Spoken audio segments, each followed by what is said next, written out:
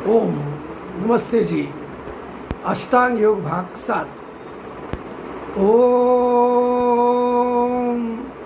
अद्भिर्गात्राणि शुद्धयन्ति मन सत्येन शुद्धयति विद्या तपोभ्याम भूतात्मा बुद्धिर्ज्ञानेन शुद्धयति। यह मनु महाराज का वचन है। बाह्य शरीर जल से शुद्ध होता है, मन सत्य से शुद्ध होता है, विद्या और तप से आत्मा शुद्ध होती है, वेद रूपी ज्ञान से बुद्धि शुद्ध होती है। हम अष्टांग योग पर विचार कर रहे हैं। यम, नियम, आसन, प्राणायाम, प्रत्याहार, धारणा, ध्यान, समाधि। उसमें हमने यम जो सामाजिक आचरण पद्धति है उस पर हमने विचार किया। अब हम वैयक्तिक आचरण पद्धति पर विचार करेंगे जो है नियम। नियम 5 है: शौच, संतोष, तप, स्वाध्याय, ईश्वर प्रणिधान।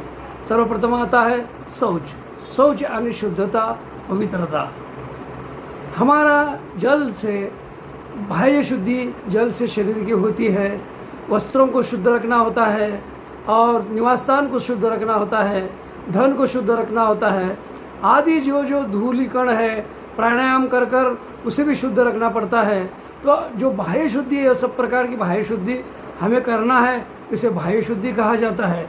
और जो अंतरंग शुद्धि है वो विद्या, ज्ञान, सत्संग, इससे यह प्राप्त हो जाता है कि शुद्धि जो है अंतरंग की शुद्धि करने के लिए हमें मन की शुद्धता होना, अंतःकरण की शुद्धता होना और सत्य भाषण का होना यह अनिवार्य है। शुद्धि करने से हमारा चित्त शुद्ध हो जाता है, मन पवित्र हो जाता है और एकाग्रता ध्यान में बढ़ जाती है, इंद्रिय वश हो जाते हैं, फिर आत्मदर्शन की योग्यता प्राप्त हो जाती है। इसीलिए कहा गया है शौचात स अंग जिगुप्सा परे असंसर्ग। शुद्धि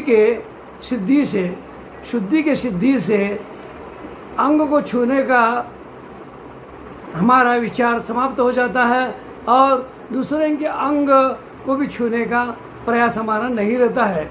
इससे हमारी शुद्धि दोनों तरफ की होनी चाहिए, बाह्य शुद्धि और अंतरंग शुद्धि। बाह्य शुद्धि भी होना चाहिए और अंतरंग शुद्धि भी होना चाहिए। दोनों शुद्धि जब तक नहीं होती तब तक हम परमात्मा के दर्शन नहीं कर सकते, क्योंकि हम जब तक आत्मा को शुद्ध नहीं बनाते हैं तब तक हम परमात्मा के दर्शन नहीं कर सकते हैं। ये परमात्मा की तरफ जाने के लिए ये सरल मार्ग है अष्टांग योग। और उसके पश्चात दूसरा आता है संतोष। संतोषात अनुत्तम सुख लाभ, यानी कि संतोष से सर्वश्रेष्ठ सुख की लाभ प्राप्ति होती है। कौन से सर्वश्रेष्ठ लाभ? तो संतोष से शांति की प्राप्ति होती है। लेकिन आत्यंतिक पुरुषार्थ हमें हमारे ज्ञान से, धन से, बल से, उपकरणों से हम आत्यंतिक पुरुषार्थ करने के पश्चात जो कुछ भी हमें ज्ञान प्राप्त होता है, धन प्राप्त होता है, शक्ति प्राप्त होती है, उसमें हमें संतुष्ट मानना चाहिए।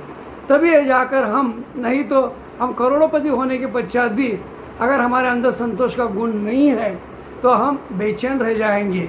इसलिए मनुष्य को संतुष्ट रहना, दिन भर पुरुषार्थ करने के पश्चात रात्रि में संतुष्ट से सो जाना बहुत अच्छा होता है और स्वास्थ्य के लिए भी अच्छा होता है। और संतोष हमारे दिल में होना चाहिए, जिससे कि हम जो कुछ भी कर रहे हैं आवश्यकताओं की प्राप्ति हो रही है या नहीं हो रही है, यही देखना महत्वपूर्ण है। ओम शम।